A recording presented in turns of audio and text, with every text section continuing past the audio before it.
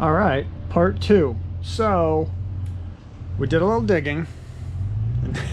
Now we're doing a lot of digging. I got the old motor mounts there. So I pulled the intake. Maybe there was a little bit of leaking as usual in the front corner here, as it normally does. And I pulled one head on one side, measured it, the head was warped. And then when I pulled this head, it looked like coolant was actually getting in on this side. Same thing, the head's warped. I've priced out, rebuilding this. It's got 240,000 miles. I thought about it. I was like, yeah, I could rebuild this. I'd like to get new heads. I'd like to do a cam, pistons, rings, the whole shebang. And then you measure that versus getting an LS. It's just like, here, you can take a look. It's out. And then, of course, we need to either rebuild this tranny or get a new one, because if I get an LS, it's going to need a different tranny, different bell housing, different input spline, and it's just easier to just get whatever transmission was for whatever engine I get. It's just faster and have that rebuilt. So here's where we're at.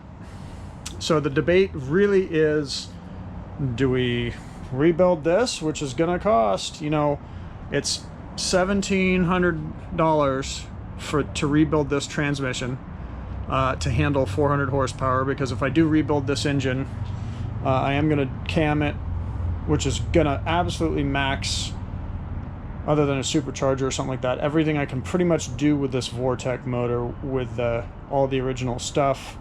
The spider injectors were dirty. I mean, things, I just don't know that it's worth dealing with this, putting all that time and money into this. I'm going to be $4 to $5 grand deep after I rebuild this and the transmission easily, versus just getting an LS with a transmission, drop it in. The biggest part about the LS that I've been debating is obviously the wiring issues. On older vehicles, it would have just been a 3-wire and then connect all the rest. On this one, it's a real pain in the ass. Because of this ECU, and then making the two work. I'm researching that, just updating you where I'm at. Engine is out. I've got all the old wires marked. This is way deeper than I expected to go when I originally started digging in, but realistically, I had 240,000 miles. It was time, because I wanted to get to all the leaks. The rear main was leaking. The front timing gasket was leaking. I mean, yeah. So this is where we're at. Just an update. Give me your thoughts. What do you think? Rebuild this or just get an LS in here? I mean, realistically, that's what we want anyway. So I think I'm going to go the LS route. It's just going to be a pain and time, and that's it. Just giving you the update. Hope you enjoy. Leave your thoughts below.